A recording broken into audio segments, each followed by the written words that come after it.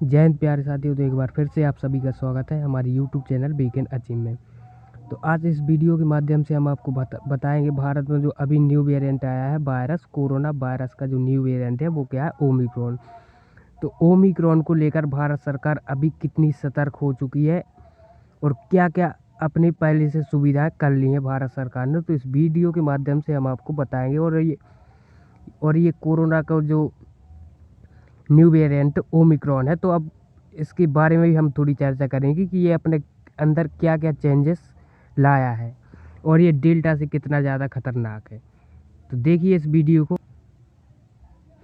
तो ओमिक्रॉन है, जो ओमिक्रॉन सबसे पहले आपका आया था भारत में कौन सा, डेल्टा वेरिएंट था। डेल्टा के कारण ही भारत में सबसे ज़्यादा मृत्यु हुई थी।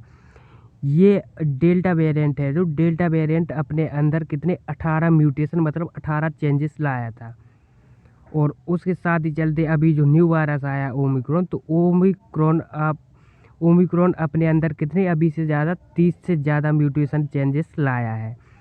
तो ओमिक्रॉन ने अभी अपने ये जो विश्व है ना, विश्व में कितने लगभग 63 देशों पर ये वायरस फैल चुका है। ठीक है, इसके साथ ही आगे देखते हैं कि भारत सरकार ने तीसरी लहर से निपटने के लिए क्या क्या कर रही है भारत सरकार, और कितना सतर्क है भारत सरकार इस वायरस को लेकर। तो डेली ऑक्सीजन प्रोडक्शन कैपेसिटी को बढ़ाकर 15,000 टन का प्रयास कर रही है भारत सरकार। ठीक है, दूसरी लहर के दौरान करीब 9,000 टन ऑक्सीजन का प्रोडक्शन था। तो अभी जो इस साल जो तीसरी लहर आने के लिए भारत सरकार 15,000 टन का प्रयास कर रही है, जो पहले 9,000 टन ऑक्सीजन का प्रोडक्शन हो रहा था। तो देश भर में 3631 प्रोसेसर सुसिंग एग्बार्जेशन पीसीए प्लांट को अप्रूवल मिला है। तो इनमें से करीब 11,000 से ज़्यादा इंस्टॉल भी किए जा चुके हैं। प्लांट ऑपरेशन करने के लिए 7,000 टेक्निकल स्टाफ की ट्रेनिंग भी दी गई है।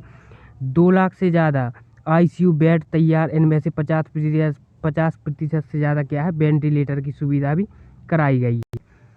तो यहाँ पर आप देख सकते हैं कि किस राज्य में कितने ऑक्सीजन और वेंटिलेटर बढ़े हैं। तो राज्य और केंद्र शासित प्रदेश दिखाए गए हैं आपको, और राज्यों की संख्या भी और केंद्र शासित प्रदेशों की संख्या भी दिखाई गई है यहाँ पर। तो अंडमान निकोबार में 165 बेड और वेंटिलेटरों की संख्या कितनी कर दी गई है, 20। और साथ ही साथ आंध्र प्रदेश में 17,961 वेंटिलेटर, ऑक्सीजन बेड और वेंटिलेटरों की संख्या 1530 कर दी गई है। साथ ही साथ यहाँ पर देखिए दिल्ली में 15,126 बेड और 2,069 मतलब 2,069 वेंटिलेटरों की संख्या, यहाँ पर ऑक्सीजनों की संख्या का क्या कर दी गई है, बढ़ा दी गई है। तो भारत सरकार अभी बहुत ही ज़्यादा एक्टिव है इस वायरस को लेके, और भारत सरकार को ऐसा लग रहा है कि शायद ऐसा ना हो कि पहले जैसा हो। तो यहाँ पर आप देखिए जो भारत का जो न्यू वेरिएंट आया था, और भारत का फर्स्ट केस था, जो भारत में फर्स्ट केस था कोरोना वायरस का, जो इसके माध्यम से हम आपको बता रहे हैं। तो भारत का फर्स्ट केस कब मिला था आपको, जनवरी 30 में 2020 में। कोरोना वायरस 2020 में आया था, वो भी कब, 30 जनवरी को फर्स्ट केस पाया गया था हमारे भारत के 20 years old students and Kerala में। ठीक है, तो केरल में 20 साल का जो स्टूडेंट था उसको कोरोना पाया गया था। फर्स्ट केस था ये हमारे इंडिया का। ठीक है, तो फिर उसके बाद चलते हैं 2 मार्च को। तो first case outside Kerala and 1 in Delhi, other in Hyderabad. तो फिर उसके बाद ये कहाँ कहाँ पाया गया, तो केरल में और दिल्ली और हैदराबाद में इसके केस मिले हैं।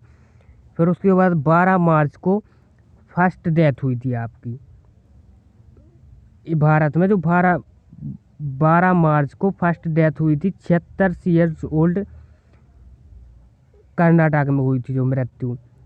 कोरोना वायरस की सबसे पहली मृत्यु कहाँ हुई थी, तो वो हुई थी कर्नाटक में। फिर उसके बाद 15 सितंबर highest number of deaths in single day. तो फर्स्ट डे था जो भारत का 15 सितंबर को 1290 मृत्यु हुई थी कोरोना वायरस के कारण। और 16 सितंबर को maximum number of case in single day तो 97,894 केस एक दिन में पाए गए थे भारत में 16 सितंबर को। तो फिर उसके बाद 24 मार्च को फिर आपका क्या लग गया था, लॉकडाउन इम्प्यूज कर दिया गया था। फिर 17 सितंबर को पीक ऑफ एक्टिव केस, मतलब एक दिन में 10.17 लाख केसेस भारत में क्या पाए गए हैं।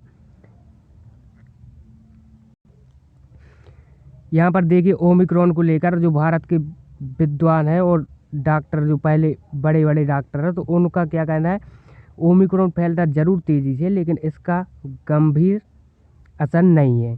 तो डॉक्टर डी.के. सुधाकर है, ये डी.के. सुधाकर कर्नाटक के क्या है, ये स्वास्थ्य मंत्री भी हैं।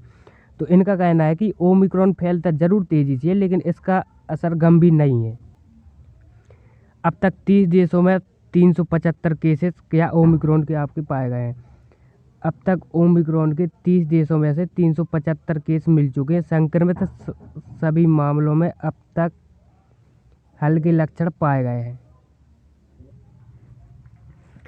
तो यहाँ पर आपको बताया गया कि ओमिक्रॉन के 9 दिनों में कितने 31 देशों तक पहुँच चुका है अब तक यह ओमिक्रॉन। ठीक है, तो 31 देशों में पहुँच चुका है और इसके केसेस अभी पूरे वर्ल्ड में कितने 376 केसेस पाए गए हैं। तो 24 नवंबर को सबसे पहले कहाँ पाया गया था आपका, दक्षिण अफ्रीका में 183 हो गए हैं अभी, और बोत्सवाना में 19 है। तो यहाँ पर आपको बताया गया है कि सबसे पहले ये केस 31 दिसंबर को घाना 33 और दक्षिण कोरिया में 03, नाइजीरिया में 03 और अभी इसमें आपका भारत भी है जो, तो भारत भी सम्मिलित हो चुका है। तो भारत में अभी यहाँ पर जो बताया गया है तो इसके 2 केसेस अभी भारत में पाए गए हैं।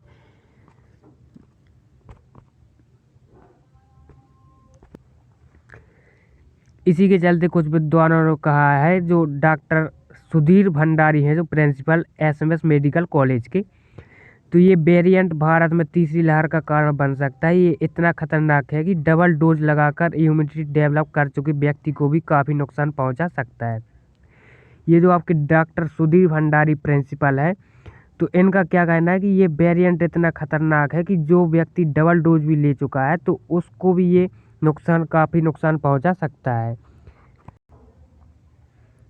यहाँ पर आपको बता दें कि प्रोफेसर मणेंद्र अग्रवाल आईआईटी कानपुर के जो डिपार्टमेंट ऑफ कंप्यूटर साइंस के वो प्रिंसिपल हैं, प्रोफेसर मणेंद्र अग्रवाल आईआईटी कानपुर, तो इनका क्या कहना है, ओमिक्रॉन से रहें सावधान। तो ह्यूमिनिटी अच्छी है तो इसका असर नहीं होगा। मास्क, सोशल डिस्टेंसिंग को फॉलो कर संक्रमण बढ़ने से रोक सकते हैं। बच्चों पर बहुत ज़्यादा असर की आशंका नहीं है। तो ये जो आईआईटी कानपुर के जो प्रोफेसर हैं मणेंद्र अग्रवाल, तो इनका कहना है कि बच्चों पर इसका बहुत ही ज़्यादा असर की आशंका नहीं है। और सबसे पहली बात तो ये है कि इनका मेन पॉइंट जो है, जो ये क्या बोलना चाह रहे हैं कि मास्क, सोशल डिस्टेंसिंग और संक्रमण बढ़ाने को रोक सकते हैं। मास्क और सोशल डिस्टेंसिंग संक्रमण बढ़ाने को क्या कर सकते हैं, रोक सकते हैं। इसी पर वर्ल्ड के कुछ देशों का भी क्या कहना है ओमिक्रॉन के बारे में। तो ओमिक्रॉन अमेरिका के संक्रमण रोग विशेषज्ञ जो व्हाइट हाउस के chief medical adviser doctor Anthony Fauci ने ओमिक्रॉन वेरिएंट से सचेत रहने की चेतावनी दी है। कैलिफोर्निया में ओमिक्रॉन का पहला केस मिला था, तो ये अमेरिका में भी फैल चुका है ओमिक्रॉन। तो ओमिक्रॉन का जो पहला केस अमेरिका में कहाँ था, तो कैलिफोर्निया में था। फाउसी ने इसके म्यूटेशन पर चिंता जाहिर की है। इन्होंने कहा है कि ओमिक्रॉन डेल्टा वेरिएंट समेत अन्य वेरिएंट से ज़्यादा खतरनाक है। तो जो ओमिक्रॉन है आपका डेल्टा वेरिएंट समेत अन्य वेरिएंट से बहुत ज़्यादा खतरनाक पाया गया है। तो यहीं पर आपको बता दें कि दूसरा पॉइंट है जो आपको WHO मतलब वर्ल्ड हेल्थ ऑर्गेनाइजेशन, विश्व स्वास्थ्य संगठन, ठीक है। तो इनके जो चीफ है साइंटिस्ट डॉक्टर सौम्या स्वामीनाथन ने कहा है कि डेल्टा वेरिएंट से भारत में सबसे ज़्यादा मौतें हुई थी। अभी तक के ये रिकॉर्ड है, जो भारत में सबसे ज़्यादा मौतें किससे हुई थी, डेल्टा वेरिएंट से। अभी इसकी जानकारी सामने नहीं आई है कि ओमिक्रॉन डेल्टा वेरिएंट से कितना ज़्यादा खतरनाक है और कितना तेज़ी से फैलता है। दक्षिण अफ्रीका में जो लोग इससे संक्रमित हुए हैं उनमें से कुछ वैक्सीनेटेड भी थे।